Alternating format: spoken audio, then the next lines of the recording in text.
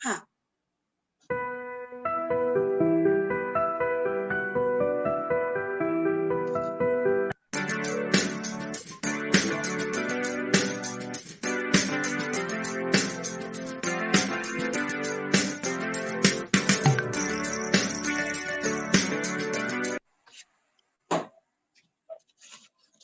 सुप्रभात बच्चों, कैसे हो? अच्छे हो ना? स्कूल बंद? हाँ, स्कूल बंद लेकिन पढ़ाई शुरू। ये जो अपना दौर चल रहा है वो अब साल भर में शुरू रहने वाला है, क्योंकि अभी तक कोरोना जैसी बीमारी पूरी तरह से खत्म नहीं हुई है। देखो, आजादी के पहले महिलाओं की परिस्थिति बहुत खराब थी, अच्छी नहीं थी। खाना बनाना, खेती में काम करना, बच्चे संभालना, घर में जो बड़े बूढ़े लोग होते थे उनको संभालना, इतना काम उन्हें करना पड़ता था। और फिर वो अनपढ़ भी रहती थी, उन्हें कोई पढ़ाई के लिए नहीं भेजता था, क्योंकि बेटी है, उसे पढ़ने से क्या फायदा, उसे तो घर का काम ही करना है। इस प्रकार की सोच उस वक्त थी। छोटी-छोटी उम्र में उनकी शादियां की जाती थी और पति के गुजरने के बाद उन्हें सती भी जाना पड़ता था। उन्हें जिंदा रहने का कोई हक नहीं, ऐसा सोच विचार उस जमाने में चलता था। लेकिन बाद में ये परिस्थिति बदलने लगी और ये परिस्थिति आवाज नहीं थे। और ये परिस्थिति अभी आ रही है। ये परिस्थिति बदलने का श्रेय महात्मा ज्योतिबा फुले, डॉक्टर बाबा साहेब अम्बेडकर, राजा राम मोहन रॉय, सावित्रीबाई फुले और इनके जैसे बहुत सारे महात्माओं को जाता है। महात्मा ज्योतिबा फुले एक बहुत बड़े समाज सुधारक थे। उन्होंने अपनी पत्नी सावित्रीबाई फुले को पढ़ाना शुरू किया। वो पढ़ लिख कर भारत की प्रथम शिक्षिका बनी, महान समाज सुधारक बनी और उन्होंने पूना में लड़कियों के लिए अपना पहला स्कूल खोल दिया। उन्हें लगता था कि लड़कियां भी पढ़नी चाहिए। उस वक्त उन्हें बहुत सारा विरोध हो गया, लेकिन सब विरोध के सामने उन्होंने डटकर जवाब दिया और बेटियों का पढ़ाना शुरू कर दिया। राजा राम मोहन राय जी, डॉक्टर बाबा साहेब अम्बेडकर, इन महात्माओं ने भी लड़कियों को पढ़ाने में बहुत सारा काम किया है। राजा राम मोहन राय जी ने तो बाल विवाह जैसी सामाजिक कुरीतियों को समाप्त कर नवीन भारत निर्माण के लिए अपना जीवन अर्पित कर दिया है। सती विवाह जैसी जो कूटनीति वाली रूढ़ी थी,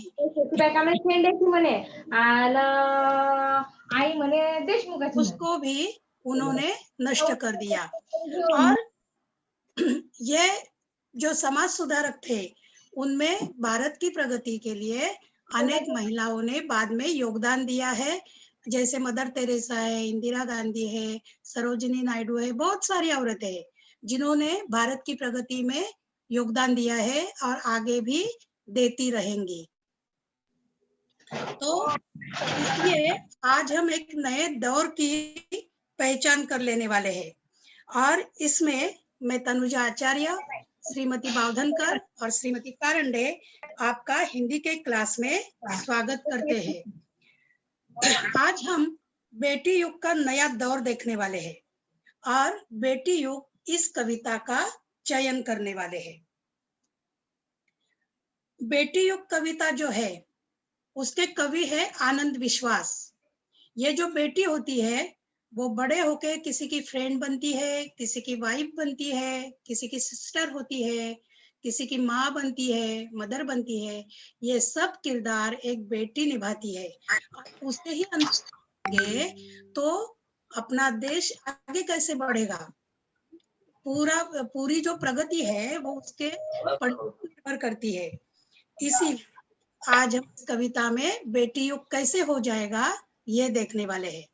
इसके कवि जो आनंद विश्वास है, इनके बारे में अब हम कुछ जानकारी ले लेते हैं। देखो, आनंद विश्वास, ये उनकी फोटो है। उनका जन्म जुलाई 1949 में शिकोहाबाद उत्तर प्रदेश में हुआ।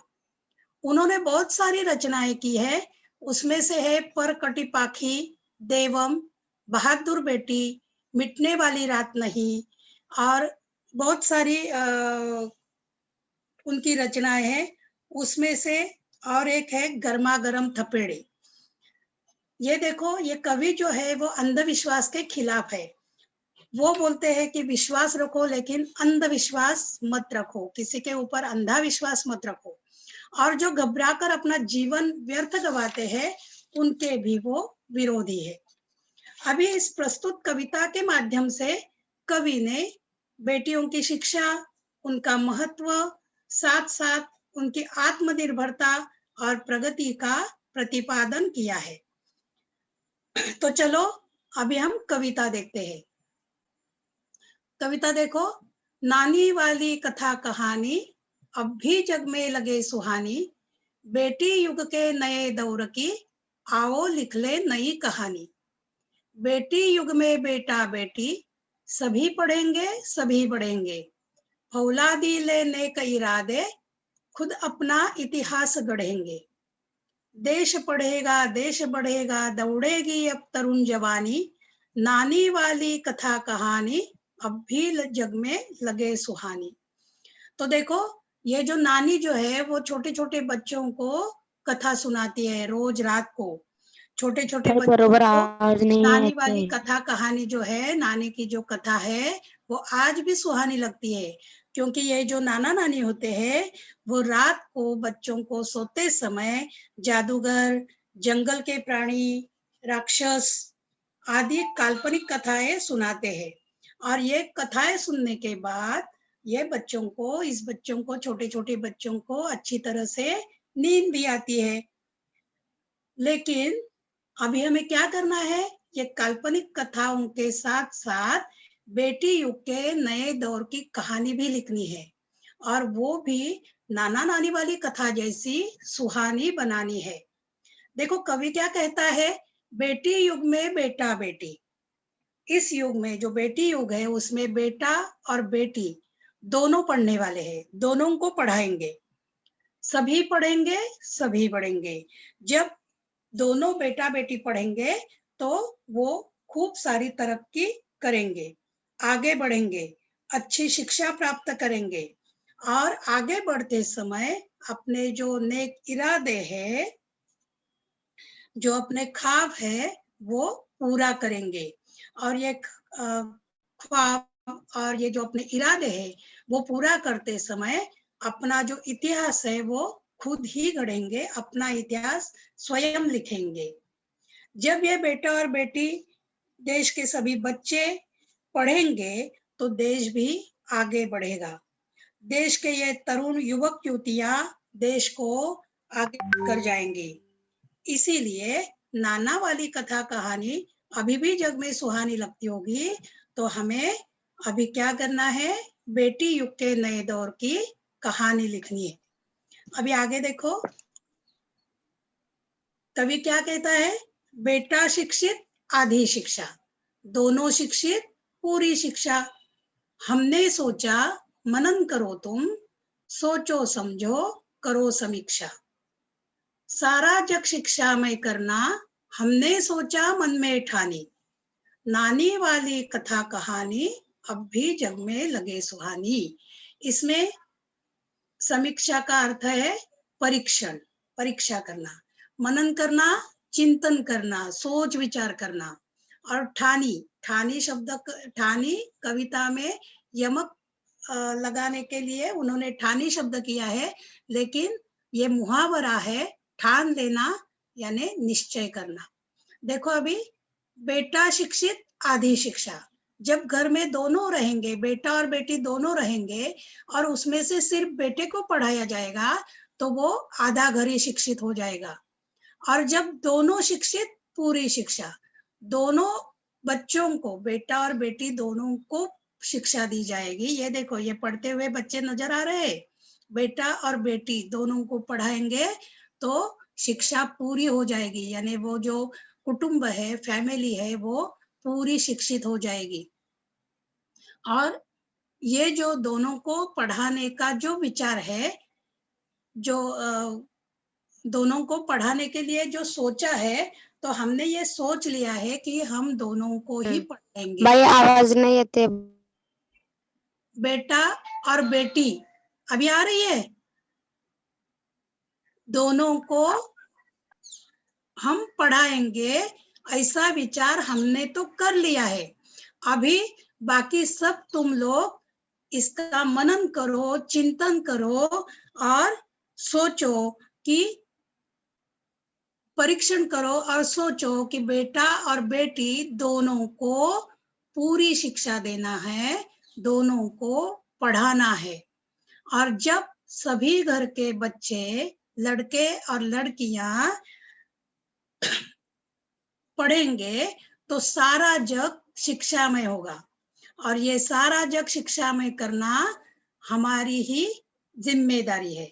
इसीलिए हमने सोच लिया है, मन में निश्चय कर लिया है कि हम बेटा और बेटी दोनों को पढ़ाएंगे। और नानी की कथा आज भी सुहानी लगती होगी, लेकिन हमें बेटी युग की कहानी लिखनी है और आगे चलकर सबको वो कैसे अच्छे लगेगी, सुहानी लगेगी, ये सोचना है। अभी आगे देखो, अब कोई ना अनपढ़ होगा, सबके हाथों पुस्तक होगी, ज्ञान गंगा की पावन धारा सबके आंगन तक पहुंचेगी। पुस्तक और कलम की शक्ति जग जाहिर जानी पहचानी, नानी वाली कथा कहानी अब भी जग में लगे सुहानी। देखो ये चित्र देख रहे हो आप, सभी के हाथों में पुस्तक है, सभी शिक्षित हो गए हैं। ये बच्चे लोग लाइब्रेरी में बैठे, लड़कियां लड़के, ये पूरी लाइब्रेरी है। ये उम्र से बड़ी है, अज्जी है, नानी है, लेकिन ये भी क्या कर रही है, पढ़ रही है, लिख रही है। ये जो सब औरतें हैं वो भी क्या कर रहे हैं, लिख रही है, पढ़ रही है। तो जब बेटा और बेटी दोनों को शिक्षा मिलेगी तो कोई भी अनपढ़ नहीं रहेगा। सभी के हाथों में पुस्तकें होगी, समाचार पत्र होंगे, सब पढ़ने लगेंगे, लिखने लगेंगे।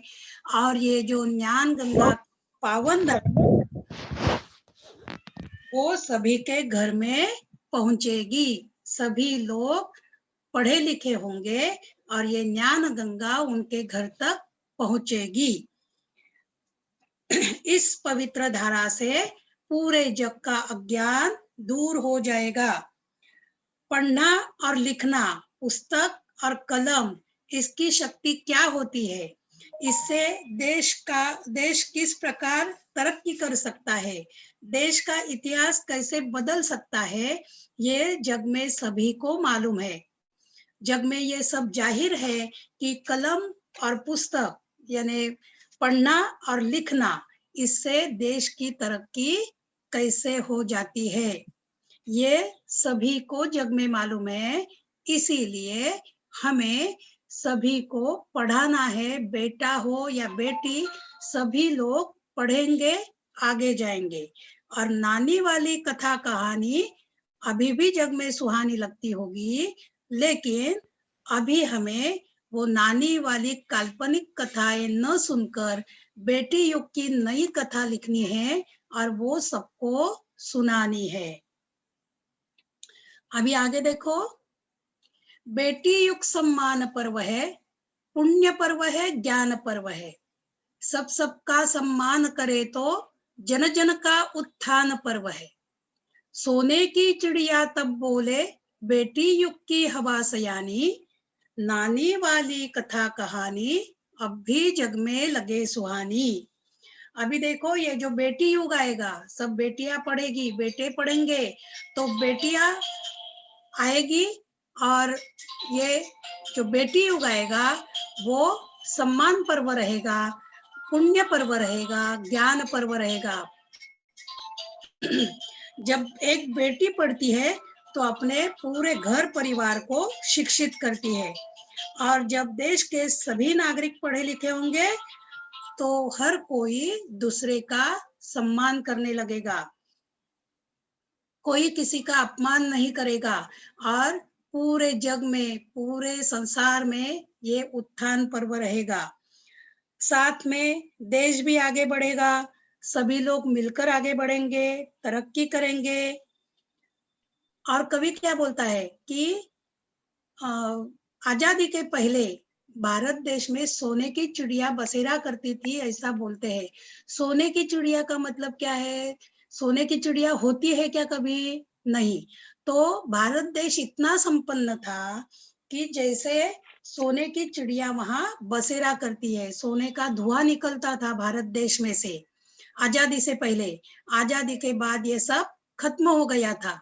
तो अभी हम जब बेटा बेटी दोनों को पढ़ाएंगे तो भारत देश इतना सारा तरक्की कर सकेगा कि फिर से वो सोने की चिड़िया भारत देश में बसेरा करने आएगी।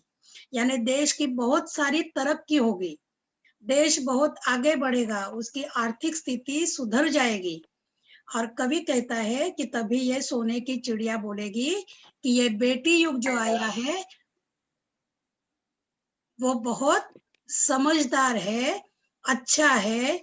ये बेटी युग की हवा जो है वो बहुत सयानी हो गई है। तभी कवि कहता है कि नानी वाली कथा कहानी जब अभी भी जग में सुहानी लगती होगी, फिर भी उसके साथ आज हमें बेटी युग के नए दौर की भी कहानी लिखकर सबको सुनानी है। बेटी युग लाना है, बेटियों को सम्मान देना है।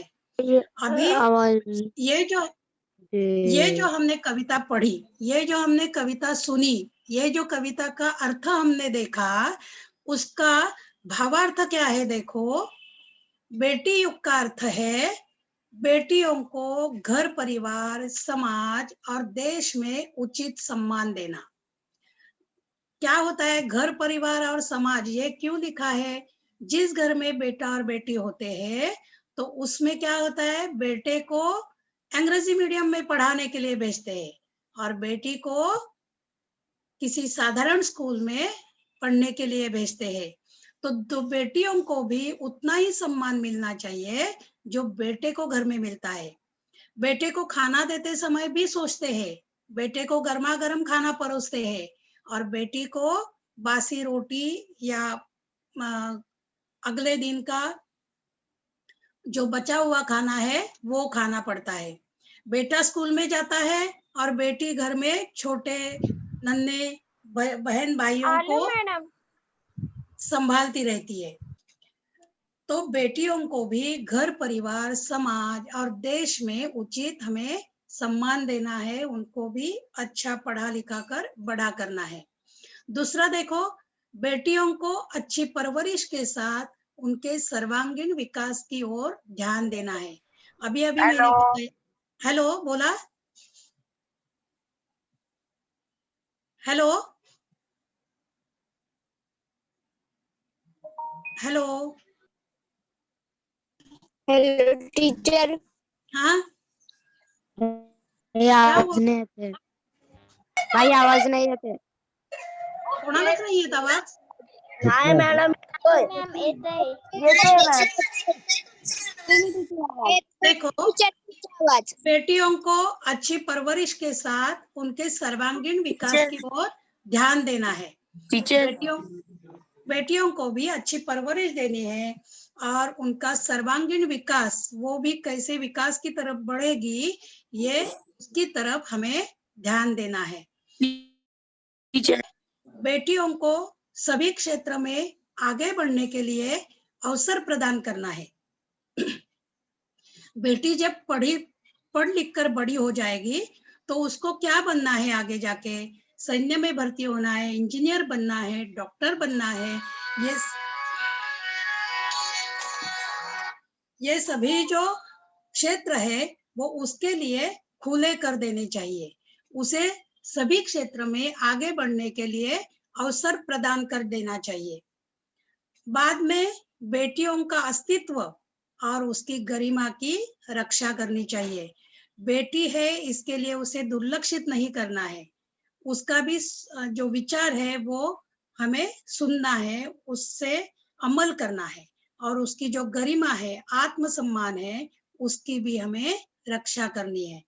आगे देखो, बेटियों को इतना सबल बनाना है कि वो सर उठाकर परिस्थितियों का सामना कर सकेगी। बेटियां अबला है, नारी है, ये समझकर सभी लोग क्या करते हैं, उसका अपमान करते हैं। तो उसको इतना सबल बनाना है कि वो कौन सी भी परिस्थिति उसके सामने आए, वो उसका सामना कर सकेगी। ये कविता का भावार्थ है।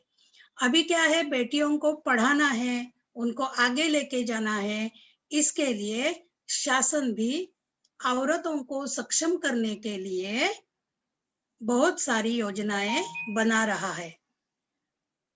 उन्होंने कौन सा एक अभियान बनाया है, बेटी बचाओ बेटी पढ़ाओ।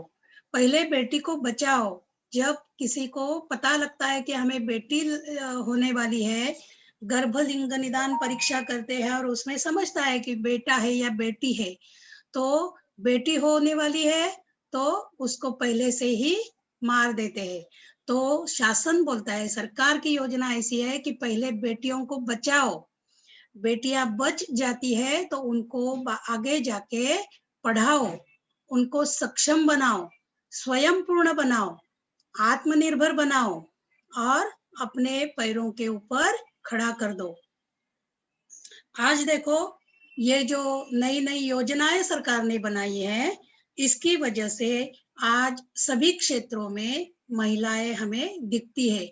आपको इधर ये चित्र दिख रहे हैं, ये कल्पना चावला अंतरिक्ष में वो प्रसिद्ध है। ये महिला रिक्शा चलाती है, ये बस चला रही है, ये कारपोरेट क्षेत्र में सभी का मीटिंग ले रही है, ऊंचे पद पर ये काम कर रही है। तो आज सभी क्षेत्रों में महिलाएं काम कर रही है। ट्रेन चलाती है, मेट्रो ट्रेन चलाती है, बस चलाती है, जहाज चलाती है, विमान चलाती है। इतना ही नहीं तो राफेल जैसे लड़ाकू विमान भी चला रही है। और ये सब महिलाएं जो है, इंजीनियर बन गई, डॉक्टर बन गई, कॉरपोरेट क्षेत्र में, प्रदेश में ऊंचे ऊंचे पदों पर, पुलिस में, सैन्य में, सभी जगह महिलाएं अभी आगे जा रही है। ये महिलाएं आगे तो जा रही है, फिर भी उसे अबला मानकर आज भी उस पर अत्याचार हो रहे हैं। उसमें कमियां ढूंढकर उसको अपमानित किया जाता है। ये जो है, ये सब बंद होना चाहिए और बेटियों को भी बेटे जैसा अपनापन देकर पढ़ाना चाहिए। इसीलिए कवि कहता है कि बेटी युग का नया दौर आना चाहिए और उसकी कहानी लिखनी चाहिए, और नाना नानी वाली कहानी के साथ ये कहानी भी सबको सुहानी लगेगी, ऐसा करना चाहिए। तो देखो बच्चों, इस कविता का अर्थ आपकी समझ में आ गया? टीचर। अच्छा, यस टीचर। तो अभी हम क्या करेंगे, इस कविता में जो नए शब्द आए हैं ना, वो हम अभी देखेंगे। तो कवि जो बोलता है कि बेटी युग के नए दौर की आओ लिख ले नई कहानी, इसका भावार्थ आपकी समझ में आ गया है। बेटियों को पढ़ाना है, आगे ले जाना है, उनको भी सम्मान से जीने का हक है, तो उनका जो सम्मान है वो उनको देना है। अभी देखो, इस कविता में कौन से नए शब्द आ गए हैं? सुहानी यानी सुंदर, दौर काल या समय, नेक इरादे शब्द आया था ना, तो नेक का अर्थ है भला, अच्छा, इरादा संकल्प, कलम लेखनी, उत्थान प्रगति, पर्व त्योहार, सयानी समझदार। और इसमें एक मुहावरा आया था जो मैंने पहले ही बता दिया था, उधर ठानी शब्द लिखा है, तो